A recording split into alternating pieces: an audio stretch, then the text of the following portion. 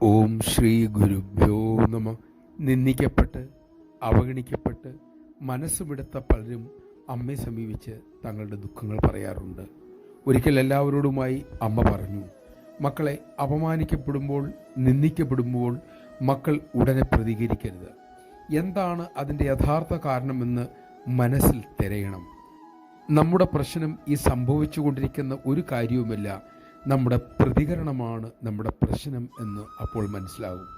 മനസ്സിനോട് ഉടൻ പറയണം, അവർ എന്തും പറയട്ടെ, ചെയ്യട്ടെ, ഇപ്പോൾ ഞാൻ പ്രതികരിക്കുന്നില്ല. കുറച്ച് സമയം ശാന്തമായിരിക്കൂ. അപ്പോൾ ശുഭകരമായ കാര്യങ്ങളെക്കുറിച്ച് മാത്രം ചിന്തിക്കുക. അങ്ങനെ കുറച്ചു കഴിഞ്ഞാൽ പ്രതികൂല സാഹചര്യങ്ങൾ നിങ്ങളെ അസ്വസ്ഥരാക്കില്ല. നമഃശിവായ.